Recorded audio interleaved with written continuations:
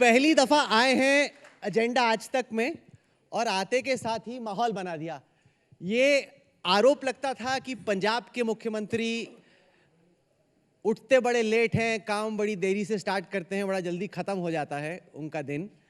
लेकिन अब चुनाव से पहले पूरे इक्वेशन को चेंज करने की कोशिश, एक आम आदमी चीफ मिनिस्टर की इमेज को आगे लाने की कोशिश। अब बड़ी लड़ाई यह है क्योंकि आम आदमी पार्टी कह रही थी कि अगर हमारी सरकार बनेगी तो एक आम आदमी चीफ मिनिस्टर मिलेगा। अब ये बीच में चरणजीत सिंह चन्नी जी आ गए, कहते कि मैं ही हूं, आपको दूसरे की क्या जरूरत है। सर, स्वागत है आपका एजेंडा आज तक में। और शुरुआत हम करना चाहते हैं इस बात से कि क्या आपको कभी लगा था कि एक दिन आप यहाँ हो गए एजेंडा आज तक में बतौर पंजाब चीफ मिनिस्टर, न केवल भांगड़ा पा रहे होगे बल्कि बताओगे कि कांग्रेस को इलेक्शन में जिताने की आपकी रणनीति क्या है। राहुल गांधी ने कहा कि आपको रोना आ गया उस टाइम पे जब आपको पता चला कि आप चीफ मिनिस्टर बन रहे हैं, क्या ये बात सही है? एक्चुअली जब मैं तो इस रेस में नहीं था, जब मुझे टेलीफोन आया कि आपको सीएम बनाया जा रहा है, मैं अपने घर में था पहले, तो मुझे कहा कि चंडीगढ़ पहुंचो। तो मैं चंडीगढ़ पहुंचा तो कॉल आई राहुल गांधी जी की कि आपको सीएम बनाया जा रहा है। मैंने कहा यार क्या कर रहे हो, मेरा बर्तन तो बहुत छोटा है, इसमें कितना पानी डालोगे, मैं ये इसके काबिल नहीं हूँ, किसी और को बना लो। तो मैं रोने लग गया सीरियसली। तो उन्होंने कहा नहीं, हमने बहुत सोचकर डिसीजन लिया है और आपको ही बनाया जा रहा है। ये बात हुई थी। तो अभी करीब 75 दिन हुए हैं आपको चीफ मिनिस्टर बने। अब तक की बतौर चीफ मिनिस्टर आपकी जो पारी है, अगर आपसे पूछा जाए कि आप अपने अब तक के काम का एनालिसिस कैसे करते हैं, आप क्या कहेंगे? क्या आपने किया है जिससे आप खुश हैं? क्या आप करना चाहते थे जो आप नहीं कर पाए? ऐसा है कि मैं अपना पूरा समय इसमें दे रहा हूँ। जो बचपन से आज तक सीखा है वो इसमें दे रहा हूँ। जो बचपन से आज तक एक गरीब आदमी कैसे ऊपर उठता है, मिडिल क्लास फैमिली में शामिल होता है, कैसे उसको मुसीबतें आती हैं, क्या क्या प्रॉब्लम्स वो झेलता है, उन प्रॉब्लम्स का हल कर रहा हूँ। तो ऑटोमेटिकली पंजाब में हर किसी की समस्या का हल हो रहा है। अगर एक गरीब आदमी बिजली का बिल नहीं दे पा रहा है तो मैंने ये देखा है, तो मैं उसकी उस समस्या का हल कर रहा हूँ। एक गरीब आदमी के घर में बिजली का बिल देने के बाद पैसे नहीं बचते, तो मैं उसका हल कर रहा हूँ। गरीब आदमी, किसान को खेत में जाना है, फसल करनी है, डीजल महंगा है, उसकी फसल का दाम कम है, डीजल में ही चला जाता है, तो मैं डीजल कम कर रहा हूँ। पेट्रोल महंगा है तो मैं 10 रुपये पेट्रोल कम किया है। मैं वो काम करता हूँ जो आम लोगों को समस्याएं हैं, मैं उनका हल करता हूँ। तो अब यही बात है कि घर घर में ये चिल्ली गल सरकार कर रही है मसले हल, तो मैं मसले हल कर रहा हूँ सबके, और मैं इसमें खुश हूँ कि मैं उन लोगों को दे रहा हूँ जिनको ज़रूरत है। अच्छा, अगर हम लोग क्रिकेट की दुनिया से जोड़ के देखते हैं तो एक बड़ा कप्तान था, वो बैटिंग कर रहा था, उसकी पारी खत्म हुई।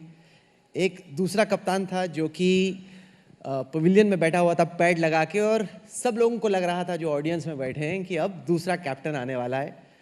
पूरा एकदम बैट्समैन तैयार था पैड लगा के कि नवजोत सिंह सिद्धू आएंगे, वो कैप्टन बनेंगे। वहां से आ गए चन्नी साहब। तो क्या आप अपनी भूमिका को एक नाइट वॉचमैन की भूमिका के तौर पे देखते हैं, या आपको लगता है कि पंजाब का कप्तान अब आप है? थोड़ा सा इसको उल्ट कर लो बात को। दारू पी के पहले वाला बैठा हुआ था, जो दूसरा आया वो दारू नहीं पीता था, उसने कमान संभाल ली। फिर हमारे से जो पहले थे उनका ये ट्रेंड था, उनका ये कल्चर था कि जी दिन में 2 घंटे काम करेंगे। अब मैं दिन में 2 घंटे ही काम नहीं करता हूँ, बाकी सब टाइम करता हूँ। पहले वो समझते थे यार ये क्या करेगा, अब वो ये देख रहे हैं ये इसका क्या करें, स्थिति बदल गई अब। तो मैं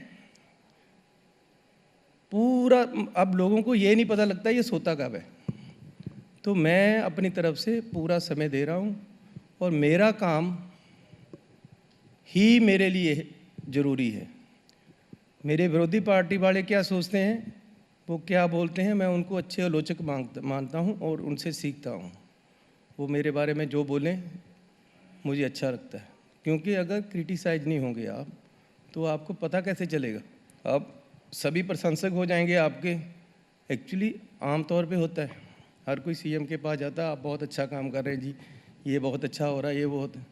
लेकिन जब कोई दूसरा विरोध में कुछ बोलता है उससे पता चलता है मेरे में कमियां क्या हैं, तो मैं उससे सीख कर कमियाँ दूर करता हूँ। आपने जवाब नहीं दिया। आप अपने आप को पंजाब के कप्तान के तौर पे देखते हैं या चुनाव तक नाइट वॉचमैन के तौर पे देखते हैं? अरे ये टीम वर्क होता है। अगर आप कप्तान बनकर ही घूमने लग जाएंगे ना तो टीम काम नहीं करेगी आपके साथ। This is a team work only. अगर टीम के सभी प्लेयर खेलेंगे तभी टीम जीतेगी। कप्तान बनकर आप खेलते रहो, दूसरे ना खेलें, तो मैं सबको साथ लेकर चल रहा हूँ। मैं अपने आप को कप्तान मानकर नहीं चल रहा हूँ, मैं भी एक प्लेयर हूँ और हमने पंजाब को आगे लेकर जाना है। यही हमारी गेम है, यही हमारी जीत है। हम जीत के लिए आगे बढ़ रहे हैं इकट्ठे होकर। इस वक्त जहां पे आप बैठे हैं वहां पर कल रात में दिल्ली के मुख्यमंत्री अरविंद केजरीवाल बैठे थे और वो कह रहे थे कि एक नकली केजरीवाल घूम रहा है, कि असली आम आदमी मैं हूं, चन्नी नकली केजरीवाल है, नकली आम आदमी है। जहां मैं जाना चाहता हूं, अगर ऑटो वालों से मिलने के लिए मैं जा रहा हूं, चन्नी को पता चलता है, पहले चन्नी पहुंच जाता है। कि जो जो आम आदमी पार्टी करना चाह रही थी, आप चाहते हो कि कांग्रेस में रहते हुए आम आदमी पार्टी के एजेंडे पे आप चल जाओ। कल केजरीवाल जी आए थे तो आप उनको ये ड्रामा और पंगड़े के साथ लाए थे? भांगड़ा आता है उनको भांगड़ा करना? मैं यही पूछ रहा हूँ ना, आप उनको भंगड़े के साथ नहीं लेकर आए ना, क्योंकि आपको पता है ये पंजाबी नहीं है। आपने उसको पंगड़ा डालने के नहीं बोला ना, आपको पता है, इसको क्या पता है पंगड़ा क्या चीज़ होती है। आप मुझे क्यों यहाँ लेकर, आप मेरे लिए पंगड़ा क्यों डाल रहे हो, मेरे लिए मेरे गांव की बात क्यों करते हो? लोग मेरे से आम आदमी की क्यों बात करते हैं, गरीब की क्यों बात करते हैं? उनको पता है ये गरीबी से उठा है, उनको पता है इसको पंगड़ा भी आता है, ये गाने भी सुनता है, ये काम भी करता है, ये मजदूरी भी इसने करके देखी है, इसलिए मेरे से पंजाब की बात करते हो। वो लोग यहाँ से जाकर पंजाब को समझना चाहते हैं, पंजाब पे कब्जा करना चाहते हैं, राज करना चाहते हैं वहाँ। अरे हमें पंजाब का पता है, हम पंजाबी हैं, हमें पता है क्या समस्याएं हैं हमारी। आप छोड़ो हमें, हम खुद अपना मैनेज आप कर लेंगे अपना घर, हमें अपना घर चलाना आता है, हम बहुत अच्छी तरीके से चलाएंगे। आपको कोशिश करनी थी, आप कर चुके, लास्ट बार भी कर चुके, इस बार भी कर चुके। आप अब अंग्रेज़ों से हम कितने परेशान थे, पूरे देश ने अंग्रेज़ों को निकाला, अब ये बाहर से हमारे ही अंग्रेज बनकर आ गए पंजाब में कि हम पंजाब में हम राज करेंगे। अच्छा, ये इंटरेस्टिंग है, वो आपको नकली केजरीवाल कहता है, आप उनको नकली पंजाबी बोल रहे हो? नहीं, पहले उसने मुझे कहा कि ये नकली आम आदमी, फिर उसको समझ आई यार मैं गलत कह गया, ये तो खुद आम आदमी है, मैं आम आदमी नहीं हूँ। फिर उसने कहा नहीं ये नकली केजरीवाल है। अरे मैं अब नकली केजरीवाल क्यों बनूँ भाई, मैं कोई नकलिया थोड़ा ही हूँ, मैं तो असलियत में हूँ, पंजाबी और पंजाब के लोगों का आम आदमी। ये लोग ड्रामा करते हैं, एक बंदा पोज करता है कि मैं ये हूँ, दूसरा एक्चुअल में है, तो मैं उसकी जगह क्यों जाऊँ, मैं अपनी जगह टिके। नहीं, पर यह भी तो हकीकत है कि जो आम आदमी पार्टी का एजेंडा है पंजाब में, आपके जो कदम रहे हैं, आपके जो फैसले रहे हैं, वो उसी एजेंडे पे। आप बिजली कम करने की बात करते हो, बिजली का जो बिल है वो कम करने की बात करते हो, आप जिन स्कीम्स की चर्चा कर रहे हो बार बार, वो एक कहीं ना कहीं आम आदमी पार्टी का जो विजन है या मैनिफेस्टो है, लगता है कि उसी को कॉपी करने की एक कोशिश है। ऐसा क्यों होता है कि जब ये बात निकलती है कि केजरीवाल जा रहे हैं ऑटो वालों से मिलने के लिए, तो चन्नी केजरीवाल के ऑटो वालों के पास पहुंचने से पहले खुद पहुंच जाता है वहाँ? अरे अब केजरीवाल को क्या पता कैसे रिक्शा चलाया जाता है, मैंने तो चलाया है ना। अब असली में मैंने पढ़ा था, आपने असली में चलाया ऑटो रिक्शा? ऑटो रिक्शा तो तब होते ही नहीं थे ना, मैं तो रिक्शा चलाया है। जो मतलब ऐसा है कि मेरे पिताजी का टेंट हाउस था। अब जिसका टेंट हाउस होगा वो टेंट भी लगाएगा, दरियाँ भी बिछाएगा और उसको ले जाने के लिए रिक्शा भी चलाएगा। उस समय इतने बड़े नौकर तो होते नहीं थे ना कि आजकल तो टेंट हाउस भी दिल्ली में जो है वो तो टेंट वाला बाद में आता है, पहले तो 2-4 ट्रक आते हैं। वहाँ हमारे तो एक ट्राली पे या एक रिक्शा रेडी पे ही सामान जाता था। तो मैं रिक्शा रेडी पे सामान लेकर जाता था, मुझे पता है रिक्शा कैसे चलता है, मुझे पता है टेंट कैसे चलते हैं। अब ये कहते हैं जी इसको क्या क्या पता है। अरे जिसने गरीबी से निकलना है उस लड़के को पूछो जो गरीबी से निकल के आया है, उसको क्या क्या पापड़ बेलने पड़ते हैं।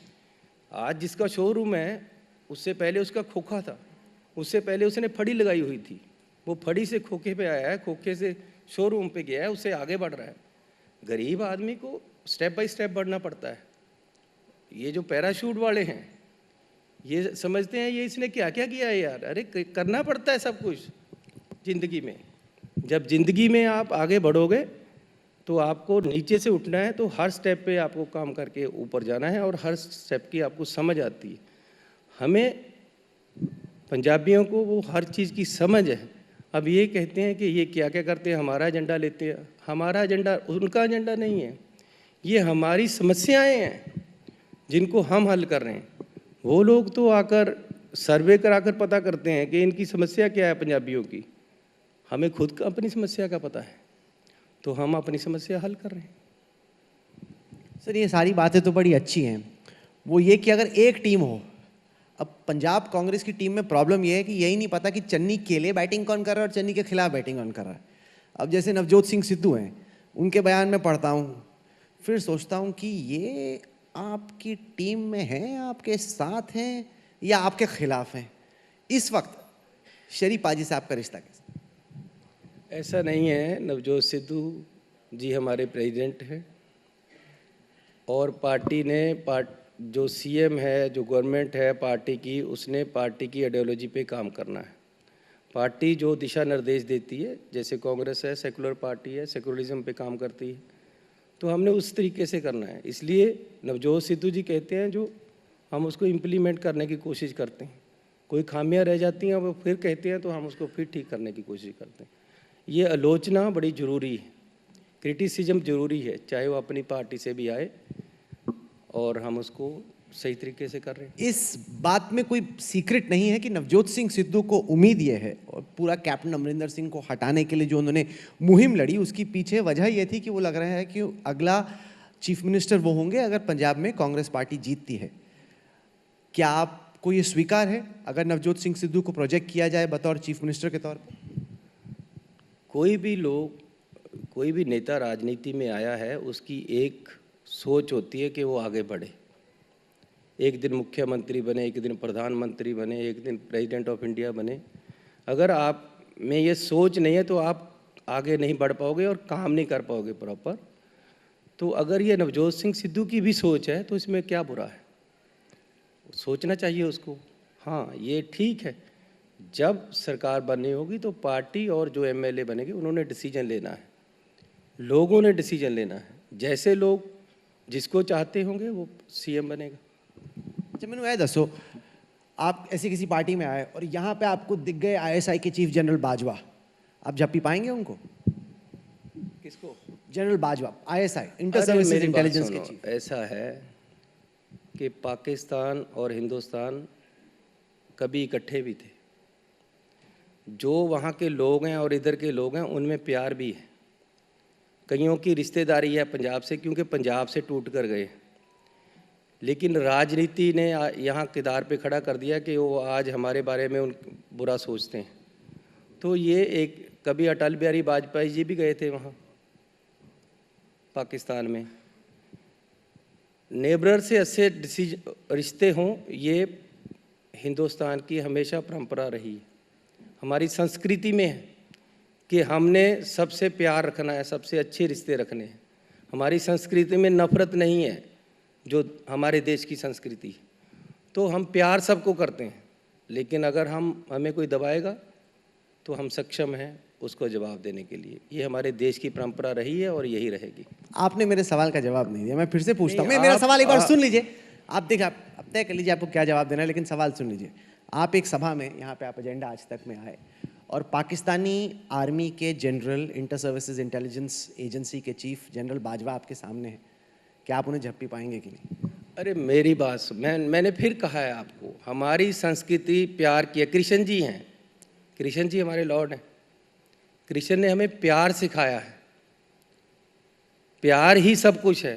तो आप अपनी तरफ से प्यार दो सबको। अगर आपसे कोई दुश्मनाई करता है, आपके देश को नीचा दिखाना चाहता है, तो उसको पूरा पूरा अपनी तरफ से उसको पीछे हटाओ। पाजी माइक थोड़ा नेड़े कर लो। मैं ऐसे ही कर लूँ कि ये भी रखना है? साडा लोगो रख लो, तुसी नहीं हटा।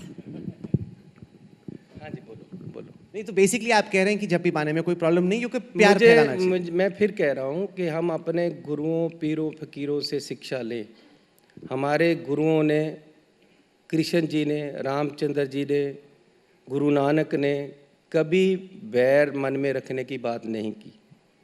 सरबत का भला माना है, नानक नाम चढ़दी कला, तेरे पाने सरबत दा भला। सरबत के सबके लिए हमने अच्छा सोचना है।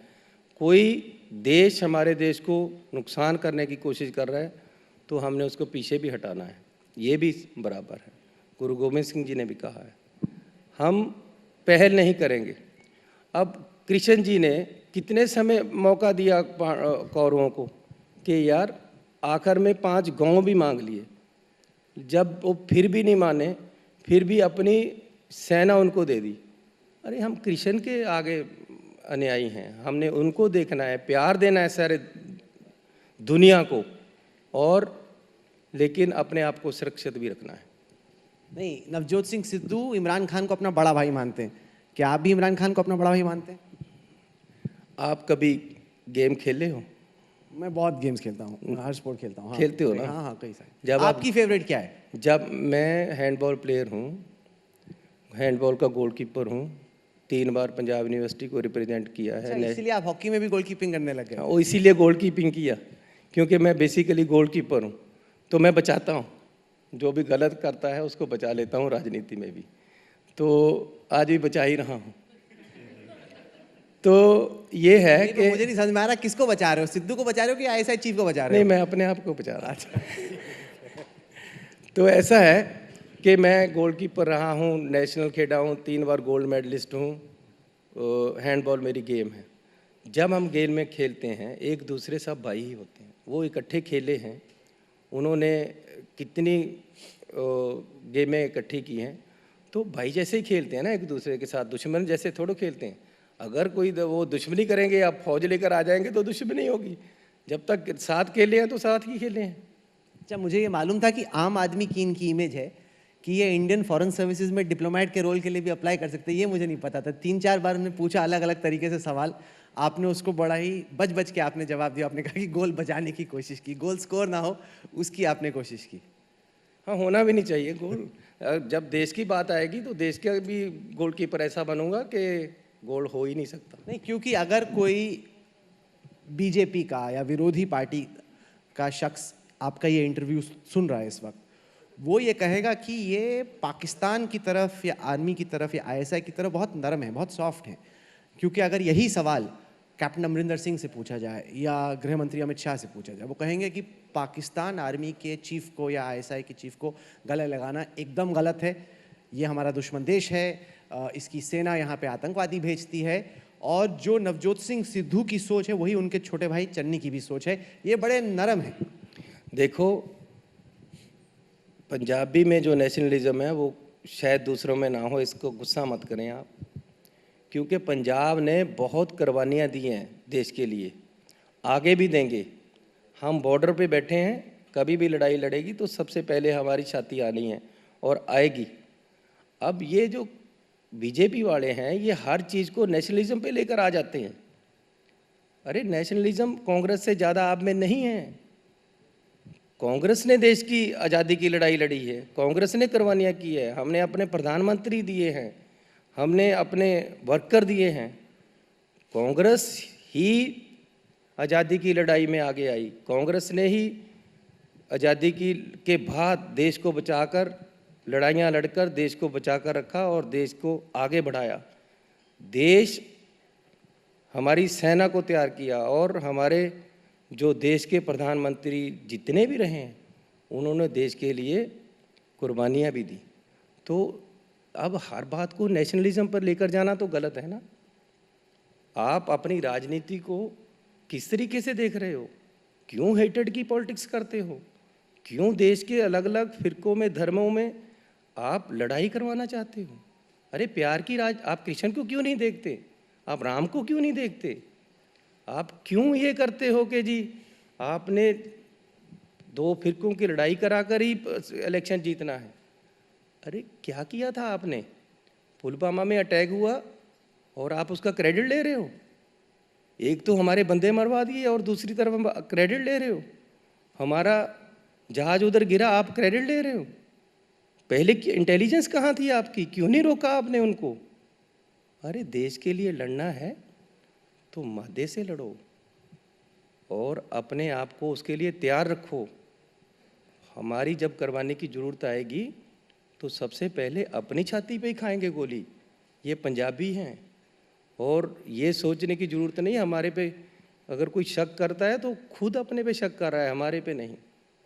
हमारे में जो नेशनलिज्म है इन लोगों में है ही नहीं है।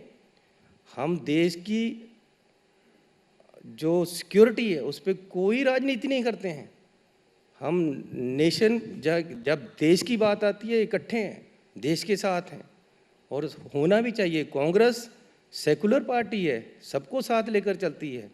एक फिरकों को पीछे कर कर दूसरे को आगे कर कर लड़ाई कराकर राजनीति नहीं करनी है। हमने पूरे देश को आगे लेकर जाना है। केंद्र सरकार की ये उम्मीद है कि जो फार्म लॉज हैं उनको वापस लेने के फैसले के बाद जो बीजेपी को लेकर नाराज़गी पंजाब के ग्रामीण इलाकों में थी वो अब कम होगी और उन्हें उम्मीद लग रही है कि अगर कैप्टन अमरिंदर सिंह से उनका अलायंस हो जाए तो आने वाले विधानसभा चुनाव में जीते ना जीते लेकिन जितनी बुरी स्थिति में पहले वो थे उससे अब स्थिति थोड़ी बेहतर हो जाएगी, लोगों की नाराज़गी कम हो जाएगी।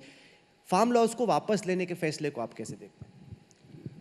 मैं फैसले लेने की बात, पहले फैसला क्यों लिया गया था, इसकी क्या ज़रूरत थी? आज एक साल 700 आदमी मरवा कर इतना बड़ा एजिटेशन हुआ, कितना नुकसान हुआ, कितनी इकॉनमी का नुकसान हुआ, आप उसकी भरपाई कब करोगे? उसका कौन करेगा जो इतनी जानें चली गई हैं? क्यों करवाया आपने ये?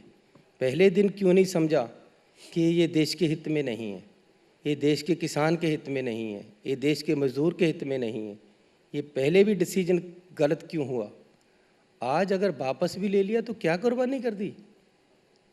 पहले ही क्यों किया?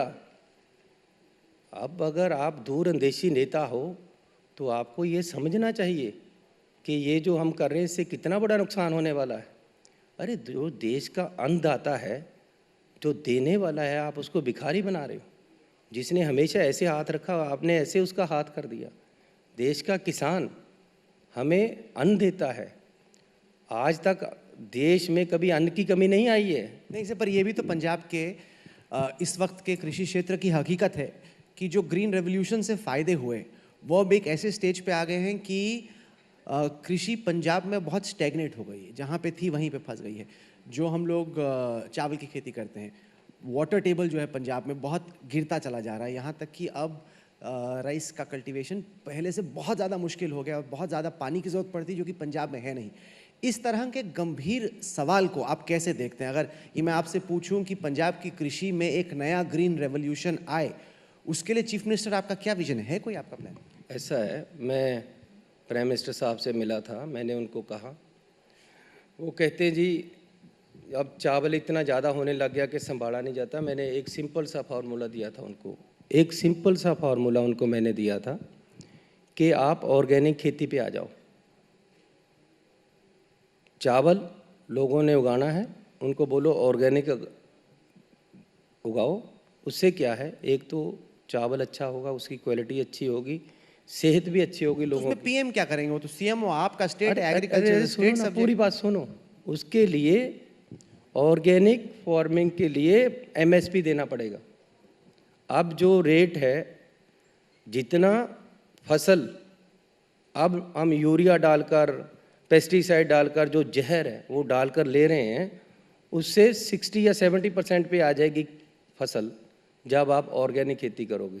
तो आपको चावल को के दाम उससे ज़्यादा देने पड़ेंगे, क्योंकि वो ऑर्गेनिक खेती से आया है, वो केंद्र को करना है। मैं इसके लिए इनको निवेदन किया है कि जो अगर 3 लाख मीट्रिक टन आपको ज़्यादा आ रहा है वो कम आने लग जाएगा, ऑर्गेनिक खेती होने लग जाएगी, देश की सेहत बच जाएगी, लोगों को अच्छा खाना मिलेगा।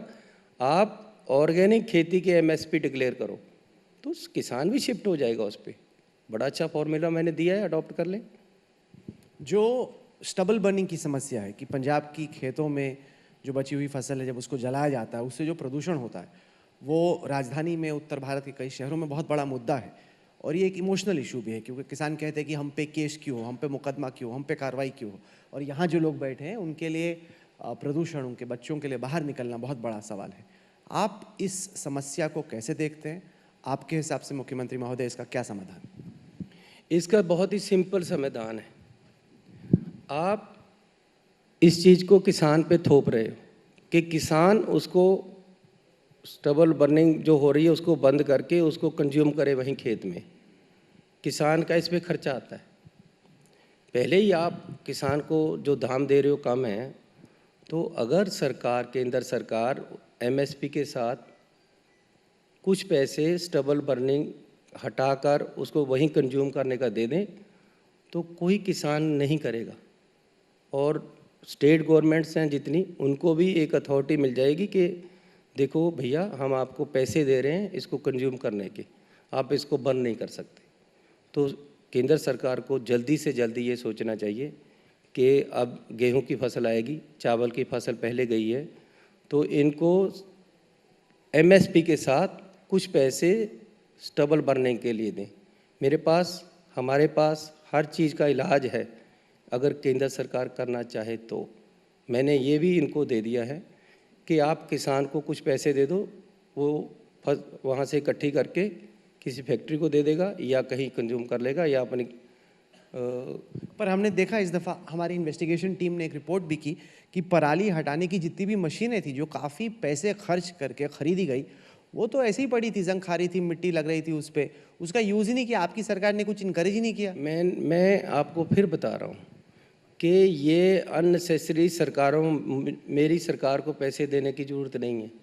आप ये बेनिफिट किसान को दो कि आप अपने खेत से पराली हटाओगे और हम आपको इतने पैसे देंगे। वो किसान से तय कर लो, खर्चा पता कर लो कितना आता है, आप नो लॉस नो प्रॉफिट पे ही दे दो, तब भी किसान करने के लिए तैयार है। तब पंजाब सरकार भी किसान को कह सकती है कि क्यों करते हो। अब हम एफआईआर करते हैं, किसान कहता है यार हमारा तो जो आमदन होती है इसको इकट्ठा करने में निकल जाती है। तो केंद्र को सोचना चाहिए और उनको कुछ पैसे उसको उठाने के लिए देने चाहिए ताकि वो बर्न ना कर सके, जिससे और ये ज़रूरत भी है। तो ये हो जाए तो सारा मसला हल हो जाएगा। इस चुनाव में आप अपने सबसे बड़े विरोधी के तौर पे किसको देखते हो? क्योंकि एक तरफ अकाली दल है जिस पे अभी ज़्यादा चर्चा नहीं हुई, उनकी बीएसपी से अंडरस्टैंडिंग हुई है और वो भी एक बड़ा वोट बैंक है, क्योंकि अकालियों का अपना वोट बैंक है। अगर बीएसपी का जो दलित वोट बैंक है वो जुड़ जाए तो वो भी एक अच्छा कॉम्बिनेशन है। दूसरी तरफ कैप्टन अमरिंदर सिंह बीजेपी से बातचीत कर रहे हैं, कांग्रेस है, कांग्रेस में भी अलग अलग टाइप के कैंप हैं, लेकिन एक कांग्रेस है। तो आप किसको देखते हो अपना सबसे बड़ा ऑपोजिशन? मेरा विरोधी सबसे बड़ा चरणजीत सिंह चन्नी है जो सीएम है पंजाब का। वो कैसे? मैं खुद को ही अपना विरोधी मानता हूँ। मैं खुद को कहता हूँ यार ये काम करो, लोगों का ये काम कर दो, समय से उठो, जल्दी तैयार हो जाओ, लोगों को मिलो। आज तक वालों ने बुलाया, लेट नहीं होना है, आपने समय से पहुंचना है और ये काम करने हैं, ये बोलना है आपने। अपने आप को स्ट्रेंथन कर लो, सारा कुछ ठीक हो जाएगा। ये बात सही है। अगर कोई पुराना चीफ मिनिस्टर होता और हम लोग कहते कि सुबह 10 बजे एजेंडा आज तक में पहला सेशन आपका है, पिछले कई चीफ मिनिस्टर्स अगर आप ले लो तो सुबह 10 बजे तैयार होकर पगड़ी बांध के आना बड़ा मुश्किल ही था सर। ये तो बात माननी पड़ेगी आपकी। एक ऐसा मैं खुद ही अपना विरोधी हूँ, खुद ही अपना आलोचक हूँ। मैं हर समय अपने आप को स्ट्रेंथन करने में लगा रहता हूँ। मेरी सोच ये रहती है कि मेरे जो लोग हैं जिनके लिए मुझे दायित्व दिया गया है, मैं उस पर पूरा उतरूँ और लोगों के लिए पूरा काम करूँ। आपके बड़े विरोधी अरविंद केजरीवाल भी हैं। आम आदमी पार्टी पिछली बार रह गई थी, उनको लग रहा है कि ये उनका मौका है। मैं दिखाना चाहता हूं कि इसी मंच पर जब अरविंद केजरीवाल आए तो उन्होंने आपके काम के बारे में, आने वाले चुनाव के बारे में क्या कहा।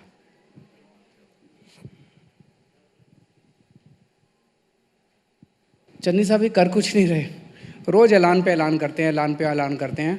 उन्होंने कहा कि गरीबों को हम 5-5 मरले के प्लॉट देंगे। अब तो सरकार है उनकी, देना तो शुरू तो करें कम से कम। एक भी आदमी को अभी तक प्लॉट नहीं दिया। फिर उन्होंने कहा बुढ़ापा पेंशन 2,500 कर देंगे, 5 साल में उन्होंने नहीं की। फिर उन्होंने कहा था किसानों के लोन माफ़ करेंगे, वो भी नहीं किए। कल चन्नी साहब ने कहा कि मैं तो मुख्यमंत्री बनने वाला ही नहीं हूँ, मैं तो मुख्यमंत्री की रेस में ही नहीं हूँ। तो मतलब वो कह रहे हैं कि ये जितने ऐलान मैं कर रहा हूँ ये अब अगला भुगतेगा जो भी आएगा। हमने कहा हर 18 साल से ऊपर की महिला को 1,000 रुपये महीना देंगे। तो टोटल 8,000 करोड़ रुपए के करीब का खर्चा है विमेन वाला। 34,000 करोड़ रुपए का तो करप्शन ही हो गया। इस पैसे को बचा लेंगे। अगर ये रेते की चोरी बच गई तो 20,000 करोड़ यहाँ से आएगा, तो 54,000 करोड़ हो गया। अभी तो मैंने 10,000 करोड़ के ही फ्री भी दिए हैं। आपको अभी भी उम्मीद है कि नवजोत सिंह सिद्धू आम आदमी पार्टी में आएंगे, आपका सीएम फेस बनेंगे? कोई पार्टी में नहीं आ रहे, पता नहीं आपको किसने बहका दिया। आपने तो तुसी भी चंगे पा के आए हो। नहीं, मैं उसकी बात कर रहा हूँ, मैं तो हमेशा यही पाता हूँ। हाँ जी, पूछिए। नहीं तो वो कह रहे हैं कि आप झूठे वादे करते हो। जैसे बिजली का आपने अनाउंस किया, उन्होंने कहा किसी को बिल तो आया नहीं 0 रुपीज़ का, कि बिल तो अभी भी वैसा ही आ रहा है। तो वो कह रहे हैं कि आप झूठे झूठे वादे करो और आप ऐसे बोल रहे हो, ये अगली मानने वाली बात है कि मतलब बोल दिया, आना तो है नहीं मैंने, अब जो आएगा वो देखेगा कि क्या करें। यार मैं एक बात पूछना चाहता हूँ, ये आप इस दिल्ली वाले इसको लेकर कहाँ से आए यार, ये बंदे को आप? यार ये क्या बंदा है, क्या शानदार बंदा है ये। देखो कैसे घुमाकर हर बात को अपने तरीके से झूठ बोलता है ये। कोई सही बात की इसने अभी? मैं हैरान हूँ। शुक्र है अच्छी कोटी खरीद ली इसने, एक जो स्वेटर, कपड़े अच्छे, स्वेटर अच्छे खरीद लिए। मेरे कहने से इतना तो फायदा हो गया। लेकिन मैं आपको बताऊं कि जितनी बातें की हैं सारी इम्प्लीमेंट है, पंजाब में हो रही हैं। इन्होंने कहा कि 5 मरले के प्लाट कहाँ दे रहे हैं। 30,000 लोगों को जिनको दिया है, कल मैंने उनका दिखाया है। कल या परसों मैंने एक प्रेस कॉन्फ्रेंस की है, इसकी हर चीज़ का जवाब दिया। आज अखबारों में भी शायद लगा है। हर वो काम जो मैंने ऐलान किया है उसको इम्प्लीमेंट किया है, नोटिफिकेशन साथ दी। आप सुनो, पेट्रोल के रेट कम किए तो आप पेट्रोल पंप पे जाओ और 10 लीटर तेल लो, आपको पहले से 100 रुपया बच जाएगा। डीजल लो 1 ड्रम 1,000 रुपया बच जाएगा, क्योंकि वहाँ रेट कम कर दिए। अभी भी हमारे रेट दिल्ली से कम है। इन्होंने मेरा रीस करके पेट्रोल तो कम किया, डीजल कम नहीं किया। हमारे रेट कम हो गए। बिजली के बड़े बड़े बिल आ गए थे पंजाब में, 1500 करोड़ रुपए का मैंने लोगों को राहत दी है। बिजली के बिलों में लिखकर आ गया है कि आपका पुराना बकाया पंजाब सरकार ने पे कर दिया है। आप बिल चेक कर लो। ये कहता है जी किसी की 0 बिल नहीं आता। 200 यूनिट तक बिजली 22 लाख परिवारों की माफ़ है। उनमें से ज़्यादातर का 0 बिल आता है, जो 200 यूनिट तक बिजली खपत करते हैं। बिजली के रेट 3 रुपये कम किए मैंने, नोटिफिकेशन कर दिया है, 1 नवंबर से हुआ है। अब ये 15 नवंबर को बोल रहे हैं कि जी जो बिल आया उसमें तो कम नहीं हुए। यार ये तो अक्टूबर का बिल आया ना, जब नवंबर का आएगा और दिसंबर का आएगा तब आपको पता चलेगा ना रेट कम हो गए, क्योंकि 1 नवंबर से लागू किए हैं। कोई इशू जो मैंने टच किया है मैं साथ साथ उसको उसी समय करता हूँ। आज कैबिनेट हुई है, अनाउंस हुआ है, तो नेक्स्ट डे नोटिफिकेशन हो जानी। हर चीज़ की हो चुकी है। बिजली के समझौते थे, हमने विधानसभा बुलाकर रद्द कर दिए। किसानों के 2013 में एक बिल बनाया था अकाली दल गवर्नमेंट ने, जिसको बेस बनाया गया यहाँ ये 3 काले कानून लेकर आने का, उसको भी मैंने रद्द कर दिया। कोई एक बात बताए ना सामने बैठकर के ये नहीं हुई, मैं उसकी नोटिफिकेशन देता हूँ। हर चीज़ मैंने प्रेस कॉन्फ्रेंस में यहाँ स्क्रीन लाकर प्रूव की है। अब ये कह रहे हैं जी कि 1,000 रुपया हमने औरतों को पंजाब में देना है। मैं कहता हूँ एक क्यों देती है यार, 5,000 दो, कम दे रहे हो आप 1,000, लेकिन दिल्ली से शुरू तो कर दो ना। आप दिल्ली में देते हो तो पंजाब में भी दो। वहाँ लोगों को चुनावी भरोसा देकर बेवकूफ़ बनाने की क्या ज़रूरत है, यहाँ से शुरू करो पहले। यहाँ भी तो औरतें रहती हैं, उनको आप 10,000 दो दिल्ली में, मुझे खुशी होगी। 5,000 हमारे पंजाबियों को दे दो अगर कम देना चाहते हो, लेकिन आप दे ही नहीं रहे हो यहाँ, तो वहाँ कैसे दोगे। आप किसानों की बिजली माफ़ करने की बात करते हो, हमने की है। पंजाब में हर किसान के खेत की बिजली माफ़ है। आप दिल्ली में भी कर दो ना, दिल्ली में तो कर नहीं रहे हो, वहाँ कैसे कर दोगे। आप पेट्रोल के दाम हमारे से कम करो ना यहाँ, आप बिजली के रेट हमारे से कम करके दिखाओ। मैंने 3 रुपये कम किए, आप 4 रुपये करो ना यहाँ दिल्ली में, फिर मैं मानूंगा आप अच्छा काम करते हो, मैं भी आपसे सीखूं कुछ। अब ये बातें मैं थोड़ी इनसे सीख कर जाऊंगा दिल्ली से। हमारे पंजाबियों में बहुत कुछ है, वो अच्छे हैं, उनको लियाकत है, इंटेलिजेंट है, मैं उनसे सीख लूँगा यार, इससे क्यों सीखूँगा। ये बिल्कुल झूठ बोल रहा है बंदा, एक भी बात सच्ची नहीं की जितनी बोला ये, लेकिन मैं फिर भी इसकी कदर करता हूँ कि कुछ ना कुछ तो इससे सीखने को मिलता है। पर मैं ये नहीं क्या सीखा आपने केजरीवाल से? मैं इससे सब कुछ सीखने को तैयार हूँ, लेकिन ये सीखने के लिए नहीं तैयार हूँ कि लोगों को बेवकूफ़ कैसे बनाना है, वो बात मैं इससे नहीं सीखना चाहता। चलो कुछ सवाल लेते हैं ऑडियंस से। हमारे पंजाब के ब्यूरो चीफ है सत्येंद्र चौहान, चुनाव में अहम रोल प्ले करेंगे हमारी कवरेज में। इनसे एक सवाल लेते हैं, दीजिए। चन्नी साहब, आप जैसे ही मुख्यमंत्री बने, मुख्यमंत्री बनते ही आप केंद्रीय गृह मंत्री से मुलाकात आपकी हुई, और उस मुलाकात के कुछ घंटों बाद एक नोटिफिकेशन आती है और उसमें ये कहा जाता है कि बीएसएफ का दायरा 15 किलोमीटर से बढ़ाकर 50 किलोमीटर कर दिया जाता है। और आप ही के पार्टी के नेताओं ने सबसे पहले ट्वीट किए, आपके पार्टी के नेताओं ने सबसे पहले इसका विरोध किया, और विपक्षी पार्टियों ने कहा कि चन्नी साहब गृह मंत्री से मिलकर आए हैं और वो ये करवा के आए हैं, इसके पीछे क्या सच्चाई है। देखो, जब कोई मुख्यमंत्री बनता है, डेमोक्रेटिक सिस्टम है, तो एक मुख्यमंत्री का फर्ज बनता है कि वो प्राइम मिनिस्टर से जाकर और होम मिनिस्टर से जाकर एक बार कर्टसी कॉल करे। मैं उनसे मिलने गया, मैंने 2 बातें की थी। किसानों के बिल की बात की थी कि ये किसान जो विरोधी एक्ट हैं इनको ख़त्म करो, वो हो रहे हैं। दूसरा, मैंने कॉरिडोर खोलने की बात की थी हिमाचल पाकिस्तान का, वो भी खुल गया है। इन दोनों के लिए मैं उनको धन्यवाद देता हूँ। लेकिन ये उन्होंने किया है, इसका मैं विरोध करता हूँ। हमारी पंजाब पुलिस जिसने बहुत बड़े बड़े काम किए हैं, जो सक्षम है अपनी सुरक्षा करने के लिए, सुरक्षा स्टेट सब्जेक्ट है हमारा, स्टेट का लॉ एंड ऑर्डर मेंटेन करना हमारा सब्जेक्ट है, हम उसको कर रहे हैं। और पंजाब में कोई भी ऐसी बात नहीं है कि लॉ एंड ऑर्डर मेंटेन नहीं हो रहा है। इसलिए ये जो 50 किलोमीटर तक बीएसएफ का दायरा बढ़ाया गया है, इसकी हम विरोध करते हैं। हमने विधानसभा में रेजुलेशन लाकर सर्वसम्मति से रेजुलेशन किया है कि इसको ख़त्म किया जाए, और हाई कोर्ट में, सुप्रीम कोर्ट में इसको चैलेंज कर दिया है, और अगर ज़रूरत पड़ी तो एजिटेशन भी करेंगे, लेकिन ये हमें मंजूर नहीं है। हमारी पुलिस वहाँ काम कर रही है और सही काम कर रही है। केंद्र जैसे इन्होंने JNK में किया है वैसे ही करने की पंजाब में कोशिश ना करें, ये बिल्कुल गलत है। बॉर्डर एरियाज़ की बात हो रही है। हाल ही में अकाल तख्त के जाथेदार ने कहा कि बॉर्डर एरियाज़ में कन्वर्जन हो रहा है, धर्म परिवर्तन हो रहा है, और जो गरीब लोग हैं वो क्रिश्चियंस बन रहे हैं क्योंकि वहाँ मिशनरीज बहुत एक्टिव है। पंजाब में एंटी कन्वर्जन कानून है नहीं। आप ये जो मिशनरी की एक्टिविटी है, धर्म परिवर्तन का सवाल है, उसको कैसे देखते हैं? ऐसा है कि ये देश अलग अलग धर्मों से है, जो जिसको मानना चाहता है वो उसको माने। मैं तो किसी को ये नहीं कहूँगा कि आप क्रिश्चियन हो जाओ या आप मुस्लिम हो जाओ या आप हिंदू हो जाओ, जिसकी जो। अब ये है कि मेरे परिवार को कोई छोड़कर जा रहा है तो मैंने देखना है कि मेरे में क्या गलती है। उसकी अच्छाई उसके पास है, उसकी गलतियां भी उसके पास हैं, मेरी अच्छाई मेरे पास है। मैं अपने परिवार को फोल्ड में रखने के लिए उनको एक अच्छा माहौल दूं तो मेरा परिवार मेरे साथ रहेगा, कोई छोड़कर नहीं जाएगा।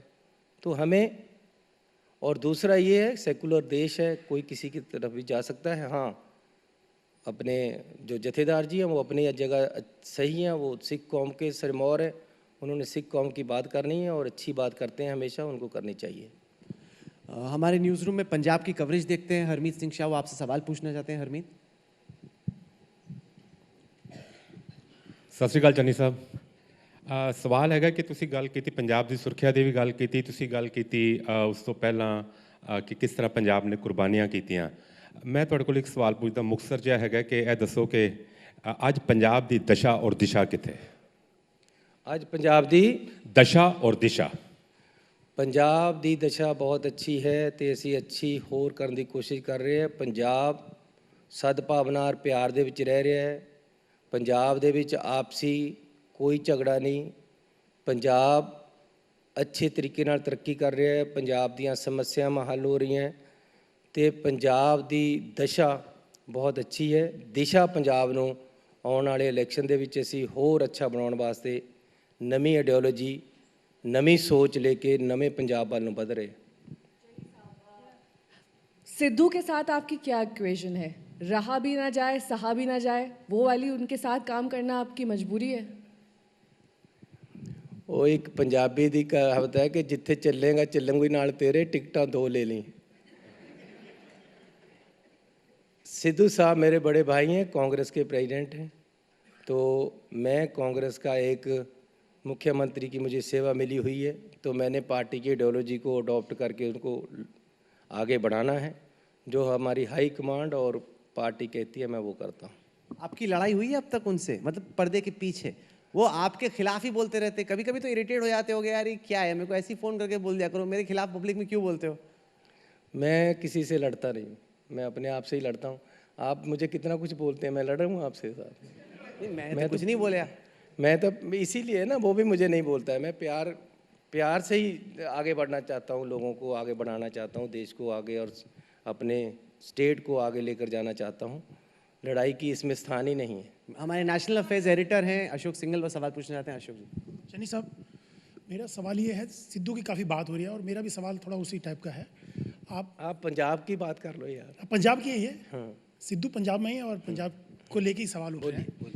चन्नी साहब, विरोधी तो आपको टारगेट कर ही रहे हैं, और लेकिन आपको अपनी पार्टी के लोगों भीतर से भी निपटना पड़ रहा है। सबसे बड़ा चैलेंज क्या है 2022 का चुनाव को निपटना या नवजोत सिंह सिद्धू को? क्योंकि नवजोत सिंह सिद्धू बार बार ये कह रहे हैं, अभी उन्होंने कहा SIT की रिपोर्ट जो ड्रग को लेके है उसको सार्वजनिक करना चाहिए, अदरवाइज वो धरने पे बैठ जाएंगे। ऐसा है, डेमोक्रेटिक सिस्टम में पार्टी में इंटरनल डेमोक्रेसी भी होनी चाहिए।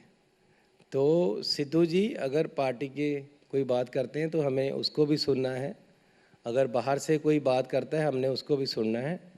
हमने सबको साथ लेकर चलना है, सबका साथ मिलकर ही, इकट्ठे होकर एक गुलदस्ता बनकर ही पंजाब आगे आएगा। बड़ा चैलेंज क्या है, सिद्धू या 2022?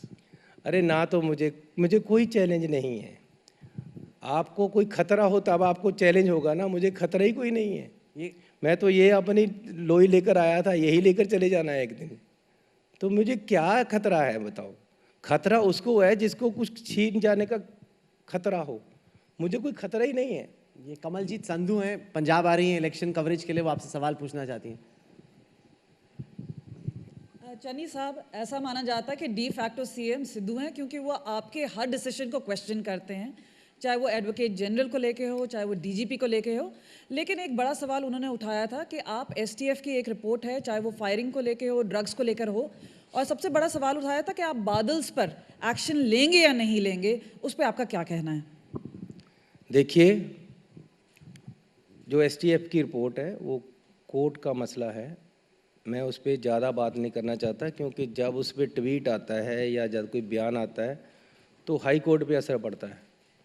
अब मैं उसको जल्दी खोलना चाहता हूँ। 4 डेट्स मिल गई हैं आगे, कल को फिर डेट है, जज फिर अगर डेट देगा तो प्रॉब्लम आ जाएगी, इसलिए कल को ही डेट है, इसलिए आज मैं इस पर बात नहीं करना चाहता। फिर किसी दिन आऊँगा तो आपको पूरी डिटेल में बता दूँगा। आप बात सुनो, मैं स्कूल में भी इलेक्शन लड़ा था, कॉलेज में भी इलेक्शन लड़ा। बाप दादा मेरा कोई मंत्री या MLA या बड़ा आदमी नहीं था। मैं 3 बार म्यूनसिपल कमेटी का एमसी बना हूँ, 2 बार म्यूनसिपल प्रेसिडेंट बना हूँ, फिर मैं 3 बार एमएलए, 1 बार इंडिपेंडेंट एमएलए जीता हूँ। मुझे अपोजिशन लीडर बनाया गया, आज मुख्यमंत्री बनाया गया। मैं जिस स्टेज पे भी काम किया है, जिस लेवल पे भी काम किया है, दृढ़ता से और निश्चय से किया है। गुरु साहब, जिस दिन मैंने ये मुख्यमंत्री का काम संभाला, उस दिन बोला था, दे शिवा बर मोहे ये हैं, शुभ कर्मन से कब हूँ ना डरूं। मैं अच्छे काम करने के लिए गुरु की शपथ लेकर निकला हूँ, डरता नहीं। ये सुनील जी भट्ट हैं जम्मू से, हमारे कॉरेस्पॉन्डेंट, आपसे सवाल पूछना सर। चन्नी साहब नमस्कार। मैं जम्मू से हूँ, बिल्कुल पड़ोसी राज्य है पंजाब का। हमारे जितने भी पंजाब से मित्र हैं उनसे हम बात करते हैं, वो कह रहे हैं कि पंजाब में एक परसेप्शन है कि चन्नी साहब तो कुछ महीने के लिए हैं, चुनाव खत्म होगा तो सिद्धू साहब जो है आगे आएंगे और वो सीएम की कुर्सी को लेकर लड़ाई होगी।